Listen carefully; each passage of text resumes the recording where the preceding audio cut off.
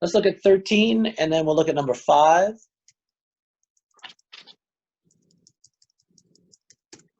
All right, good one. Factor the 4-term polynomial.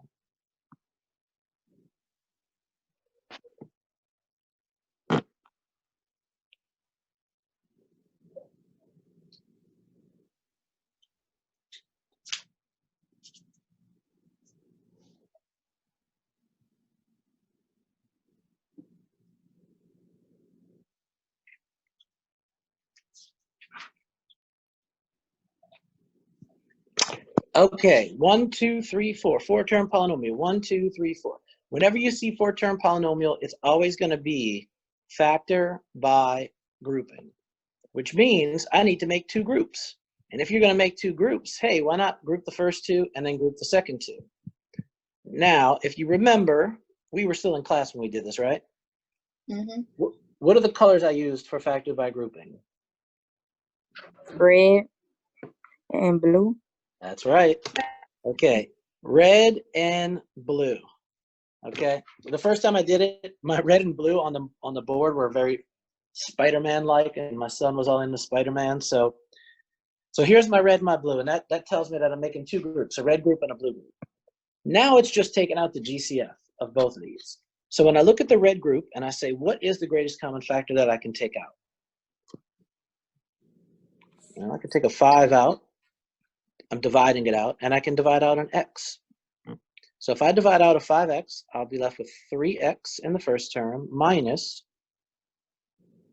2y. Very important, you have to bring this sign down, this minus. I always tell people to draw this arrow. About 70% of them do it. Because now when you look at the blue group, the thing that I'm taking out of that blue group has to be negative. So 18 and 12, I can take out a 6, and I can take out a y. So now I'm going to take out a negative 6y.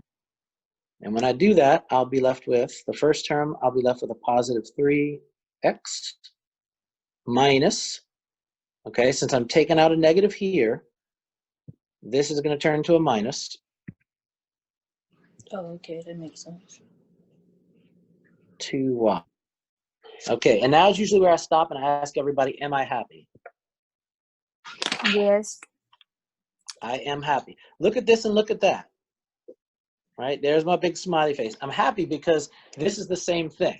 It has to be the same thing. If it's not the same thing, I didn't do it right. Okay, and this problem was set up to make this happen. When we do the AC method and we split up the middle term, we find the right number to make that happen. So I'm going to simply take out this 3x minus 2y, and I'm going to bring it out in the front, and I'll be left with the 5x minus 6y.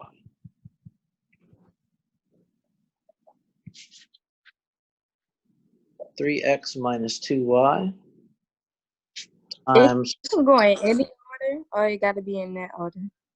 Okay, you could have it in the other order. That's fine. If you wrote it like this, 5x minus 6y times 3x minus 2y, that's fine. Those are the only 2 possible orders right there.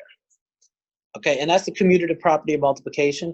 It says that 5 times 2 is the same thing as 2 times 5. It doesn't matter which one comes first.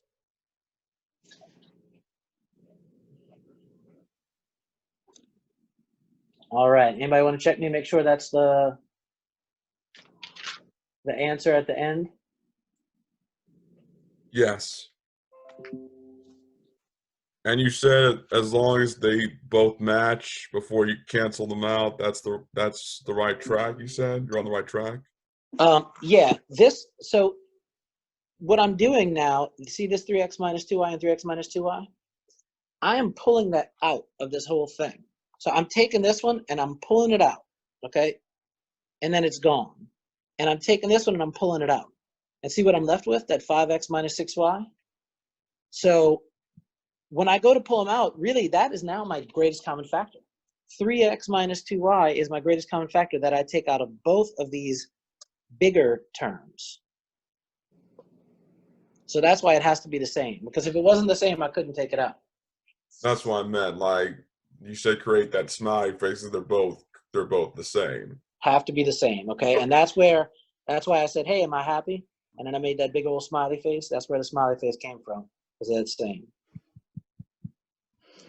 And if they're not the same, take a look at it. A lot of times people will have this, and then this one will be a plus, very similar. And then I'll say, hey, look at the sign. You know, maybe you have the same numbers, but you forgot to pull out the negative.